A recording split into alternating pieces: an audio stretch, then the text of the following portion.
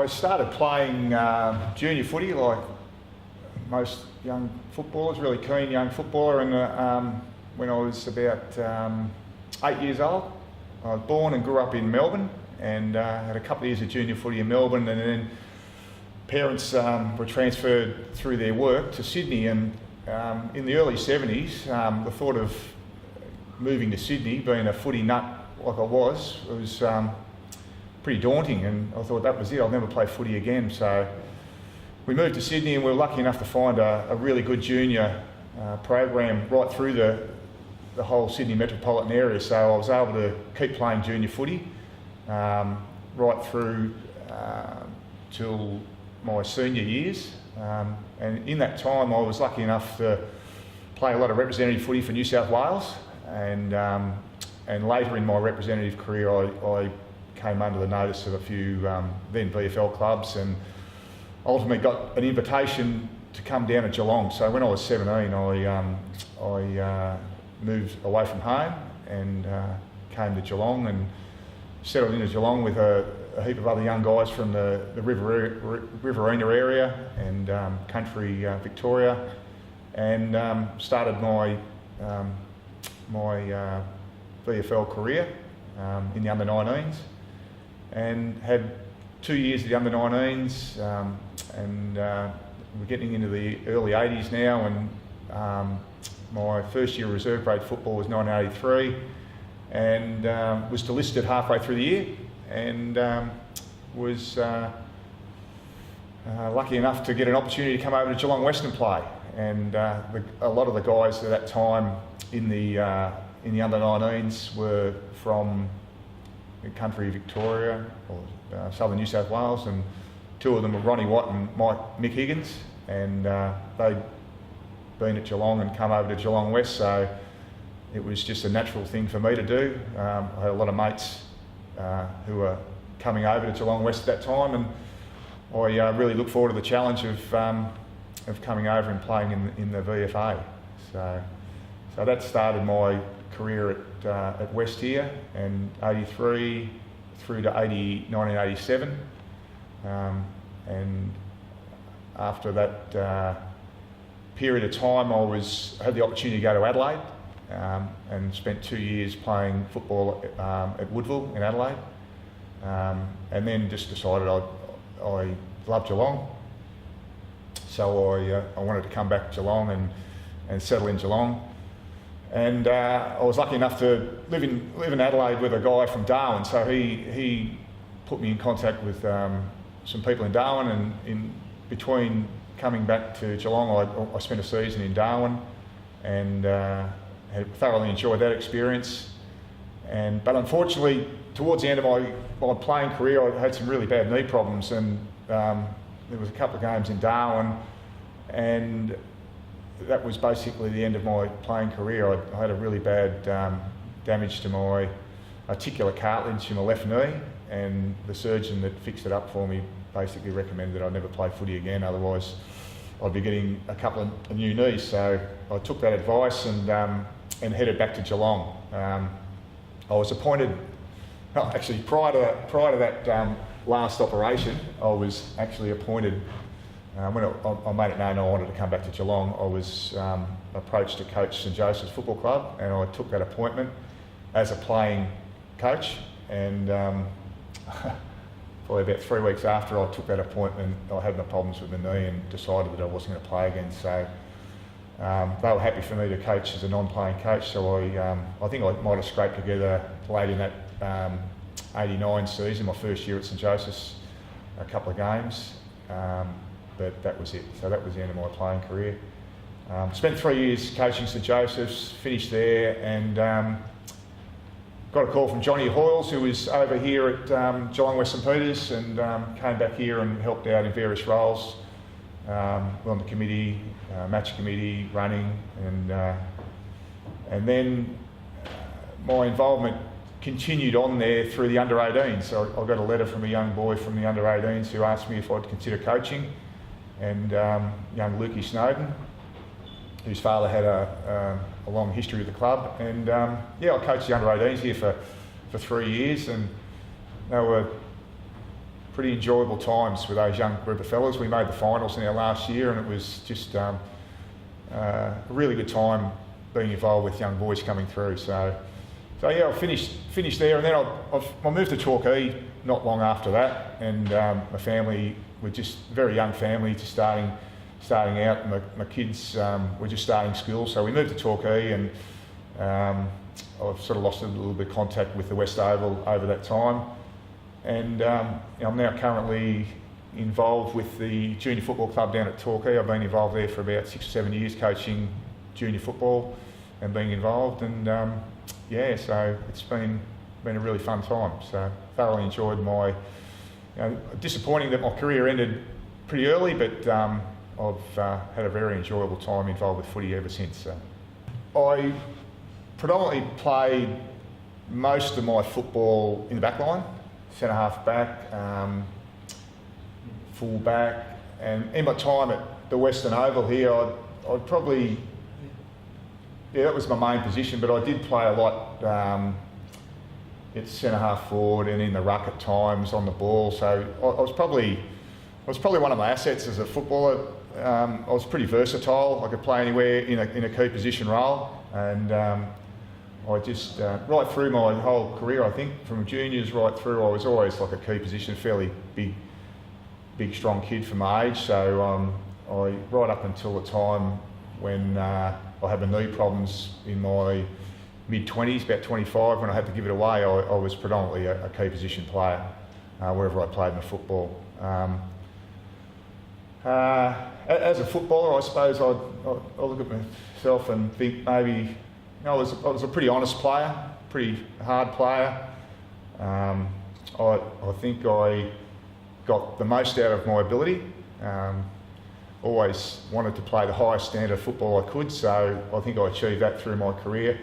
I wasn't overly quick. I was pretty mobile, but I wasn't overly quick. But I had a little bit of an advantage that I've always been able to kick naturally with both feet. So I just found that, when you play at a really high level of footy and there's a lot going on around, I had the option. I never got caught on my opposite foot. I could always get rid of the ball and get myself out of danger. So that was probably an asset of mine. But I'd say I was just a pretty honest, hard-working player. Gave everything for the team. Really enjoyed playing in a team environment and doing what had to be done for the team. So there was nothing fancy about the way I played. Just pretty hard at it. Fantastic games of football. Some of the highlights were even just coming to the West Oval and in the 83-84 season and running out and seeing the whole place packed with people all getting behind the game. That was just something I'll never forget.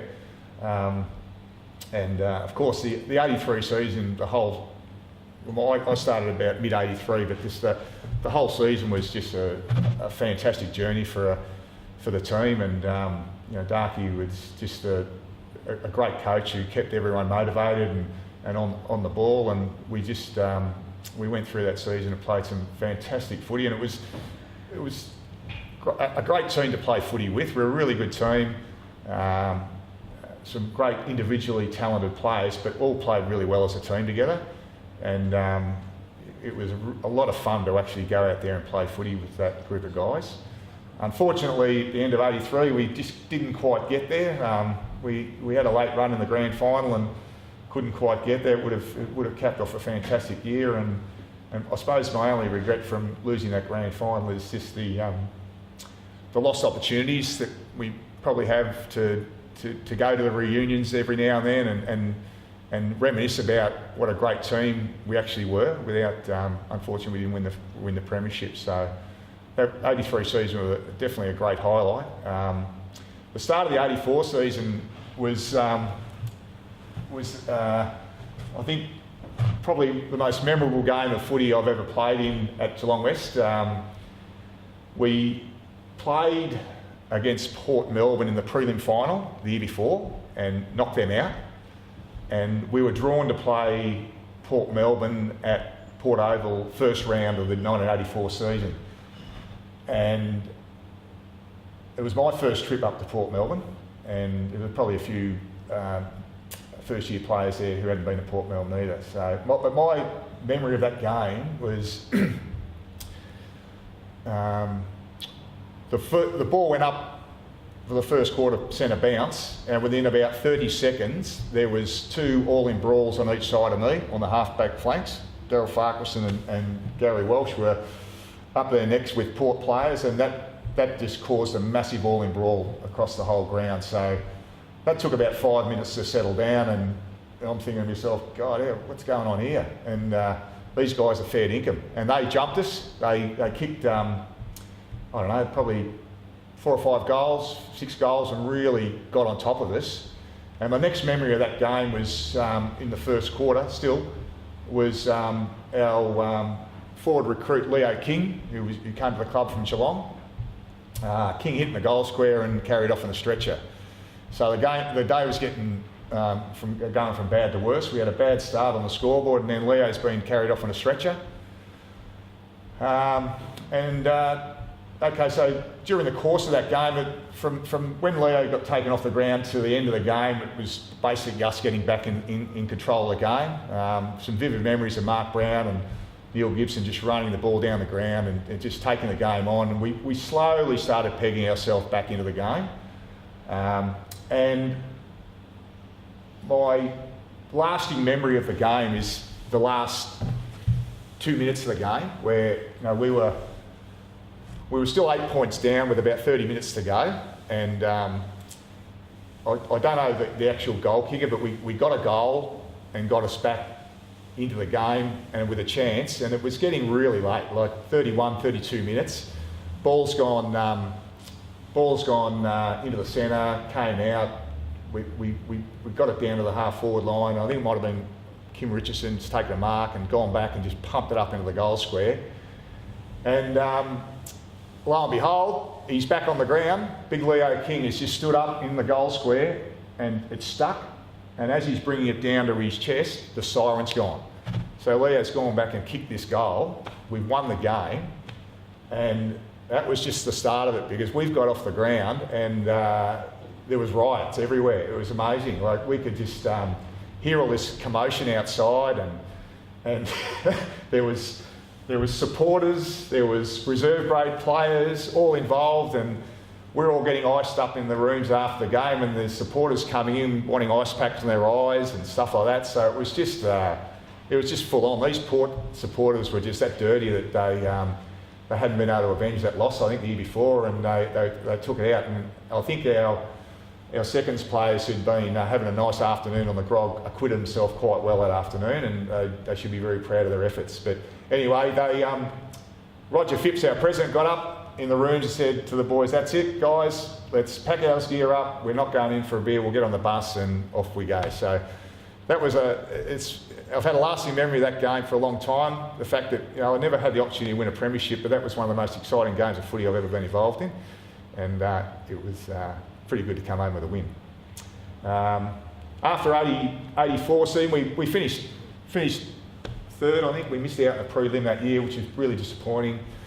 We were a really good, fast-running team. We hit Frankston on a boggy track, I think. It was pretty heavy, and we just lost our way that day and didn't make the grand final. Didn't get a chance to revenge it.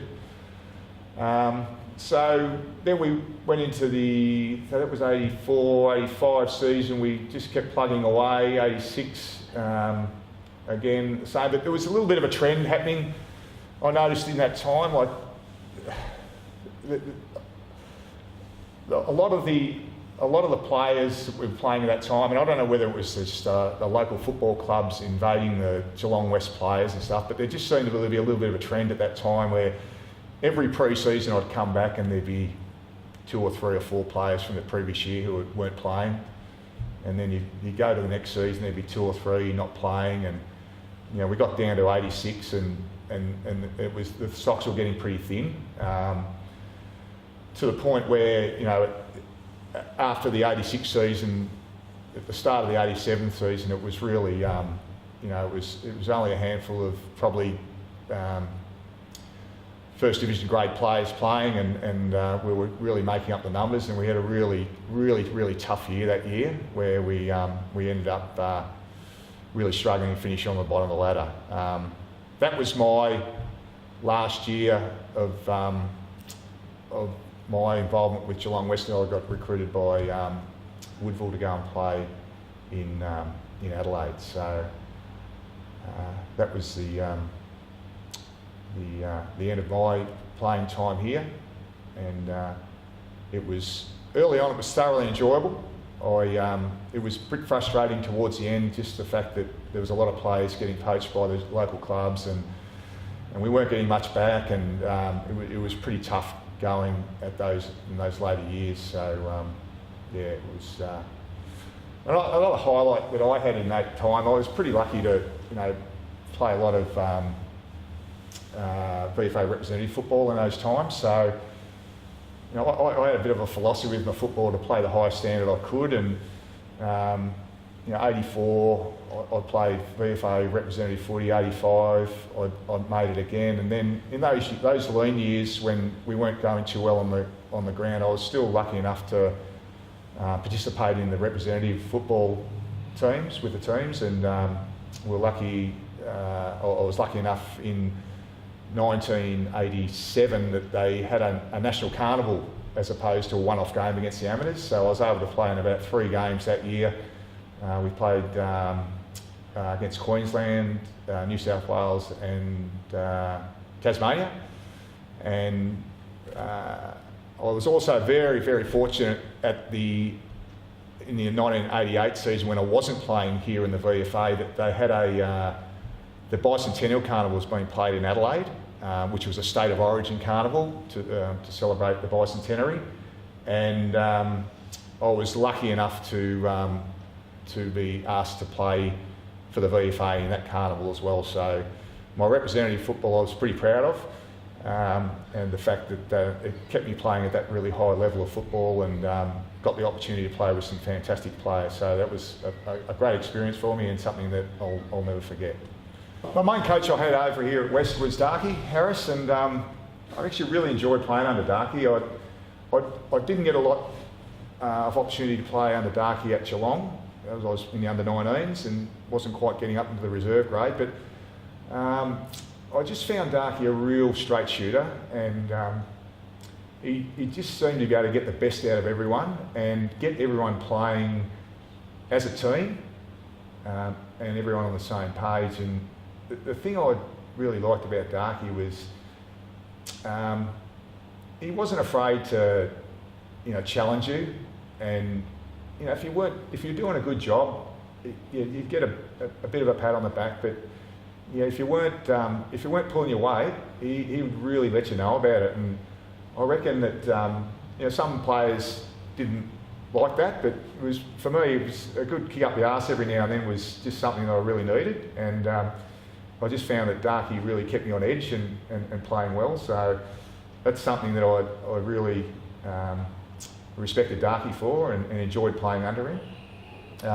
Dizzy came along in '86 and coached us, and he was a real enthusiastic, effervescent guy, and he was a playing coach, and was really enthusiastic, and unfortunately had some problems halfway through the year and resigned. So that was a bit disappointing that Dizzy took that path, and Darky came back. But in the meantime, we had a 1-week interim where we had to appoint a coach, and Neil Gibson put his hand up and did a sterling job, and for that one game, and appreciate all the work that Gibbo's done over the years for the boys here at West. He was a fantastic captain and a great role model, and kept the guys socially as well as on the field. He was a great team man, Gibbo. And so Darky took over, and we really appreciate the fact that Darky came back to help the club out in its time. That we really needed someone strong to lead the club. And so Darky finished up in '86, and Bernie Morgan came over from the GFL and coached us in '87. And I like Bernie was a good communicator with the players, and I just felt a little bit sorry for Bernie, the fact that we didn't probably have the cattle for him to coach at his best. He was a great fellow. I had a good relationship with him, but unfortunately, from a coaching point of view, he was a little bit hamstrung with the events of what was going on here in that time. A lot of we just had a shortage of players. We really struggled that year. We were, both Bernie and Graham Langsworth, our seconds coach, were forever just trying to bring players up during the week to get them to training, get them to play, and it was a really tough gig, and it's something that, you know, I've coached a lot since then, and it's a hard gig when you haven't got the players who can perform for you. So they were the three guys, all great memories from those times, and they all had a significant role to play in the way I look at football now, and I do a lot of coaching with juniors now, and they've all had a little bit of an input as to how I approach coaching football. One of my fondest memories of playing at West here is the people involved in the club itself. Great memories of guys I've played footy with, but just the die-hard supporters and the committee people generally work in really small groups to keep the club going. But early on in my time here, there was just a phenomenal amount of supporters that used to travel on the buses with us up to the away games, and then come back and really supportive. Like Geelong West was my club. I didn't have an affiliation to any local clubs, so they really embraced me and made me feel at home, and I really appreciated that. Johnny Woods, our runner, was just a champion guy, and George Willoughby and Bob Chapman and Ray Chapman and all those people, and invariably all us young guys would be invited around to their place for tea at times, and you know, they really made us feel at home. A few characters along the way too. You just run into people and just think about things that happened over that time, and it brings a smile to your face. There's a guy from Apollo Bay named Dougie Fisher, and he used to come up from Apollo Bay every game, and he'd bring a crayfish, and that would be raffled at the end of the game. So every week, Dougie would leave at whatever hour he'd leave and come up, and he'd be on the supporters bus, rain, hail or shine, him and his wife, and he'd be in the rooms, one of the last to leave, and off he'd go back to Apollo Bay on a Sunday night. But he'd always bring that crayfish, and the lucky raffle winner would invariably win that crayfish. So when I think back to my time here, those people just have great memories of those times, and the way they took myself and all the other young guys in and looked after us. It was great. The best players here when I was, the 4 years I was here, I was really lucky in the early days to 83, 84 to play with some champion players, and the one that really stands out as just a brilliant match-winning player was Fraser Murphy. He only played for a season here before he went to Carlton, and not far behind Fraser was, we just had some great on-ballers like Mick Higgins, Mel Eddy, Mark Delhouse, Steve Berry, just phenomenal players, and it was great to sit back at centre half back and just watch these guys do their stuff. And you know, the ball was just, they keep the ball on the forward line, they were just really hard at it players, and it just kept us in the game all the time. So Fraser would probably be just edge out those boys, but dude, I had some great players I was lucky enough to play with. Another guy that was a bit closer to my position was Sylvester Kranz. He was built like a midfielder, but he could mark with the best of them. He could run as quick as anyone, and he was just a phenomenal back pocket player. And I don't reckon Silver ever got beaten. He was just a phenomenal running, high marking, long kicking, clearance player. It was I've got some great memories of playing alongside Sylvester. So that's probably the guys who stick in my mind as great players. We had a really good ruckman come up from Apollo Bay, 85, 86 I think it was, a guy called Cole Perkins, who was probably only a key position height, but just a brilliant ruckman, and any of the boys that played in his time here would probably attest to saying he's one of the best ruckmen that they've ever played with. So Cole was another player that really stood out in that time for me. You've given your heart to get here and your soul to get it right. You can take 'em boots and all, but it's sure gonna take a fight. When you spend all week getting to your peak, you're gonna gonna have your say. You bet. On Sunday, it's the BFA. It's Sunday. You're gonna make your play For the BFA. today. You're gonna fly. It's Sunday for the BFA. It's Sunday.